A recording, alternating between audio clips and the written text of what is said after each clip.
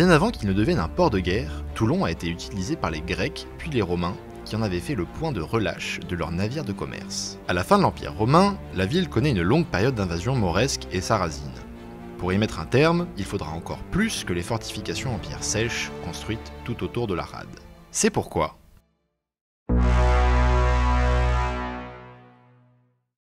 suite aux doléances des habitants de la ville, Louis XII ordonne en 1513 la réalisation d'une tour à canon à la pointe de Pipadie. L'ouvrage est destiné à protéger les ports des intrusions ennemies. Conçu par l'ingénieur Gian Antonio della Porta, avec le savoir-faire géométrique de la Renaissance italienne, la tour royale n'a pas d'équivalence française à cette époque. Sa forme circulaire présente un noyau central abritant des locaux sur 3 niveaux, une batterie casematée, une plateforme supérieure et 2 citernes, le tout étant desservi par un pont-levis. Premier ouvrage d'une vaste série de forts, la tour royale doit son nom à son financement par le roi. Elle est très vite surnommée Grosse Tour par la population, étonnée par ses dimensions imposantes, un diamètre de 60 mètres et des murs épais de 7 mètres. Après 10 ans de travaux, la Grosse Tour est achevée et armée en mai 1524. Son commandement est confié au capitaine Jean du Motet. Mais la même année, les troupes impériales de Charles Quint, menées par le connétable Bourbon, envahissent la Provence. Il leur livre alors la tour contre 500 écus d'or et la vie de ses soldats. Le proverbe « vendu comme la Grosse Tour » a longtemps subsisté dans la région, en souvenir de cet épisode. Réarmée par François Ier, elle participera activement à la défense de la rade pendant près de 2 siècles. Elle sert également d'asile, en 1572, aux familles toulonnaises protestantes, après le massacre de la Saint-Barthélemy.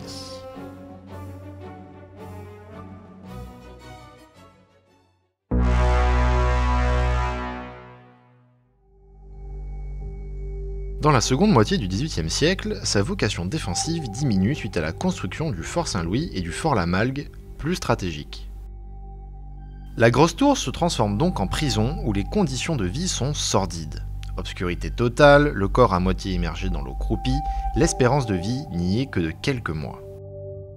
Les emprisonnements sont particulièrement nombreux pendant la Révolution française, où paolistes corses, royalistes et républicains se succèdent dans les geôles, comme en témoignent encore aujourd'hui des inscriptions gravées dans la pierre.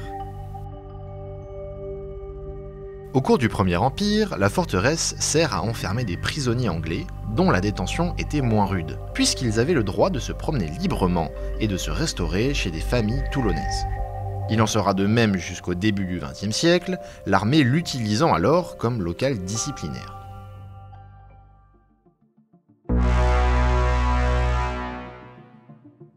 Au cours de la guerre franco-allemande de 1870 à 1871, elle abrite les lingots d'or de la Banque de France dans le plus grand des secrets. On construit un nouvel appontement en 1900, mais la Grosse Tour ne sert plus que de magasin aux constructions navales. Elle retrouve alors son rôle de prison au cours de la guerre 14-18, lorsque de nombreux prisonniers de guerre allemands y sont internés. Dans le même temps, elle sert de casernement aux contingents attendant de rejoindre le front. Pendant la Seconde Guerre mondiale, la tour est occupée par les Allemands avec une garnison. Malheureusement, les bombardements alliés de 1943 à 1944 l'endommagent grandement.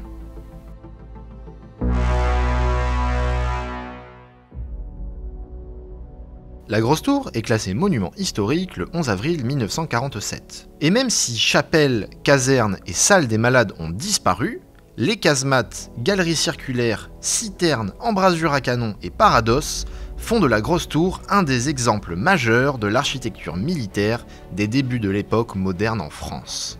En 1951, elle reprend son ancien nom de Tour Royale et se convertit en musée de la Marine jusqu'en 2004. Aujourd'hui, ce lieu chargé d'histoire accueille festivals et événements culturels tout au long de l'année. Accessible à toutes et tous en été, entouré d'un parc paysager et à 2 pas de la plage de Pipadie, venez profiter d'un point de vue exceptionnel sur la rade en vous imprégnant de 500 ans d'aventure.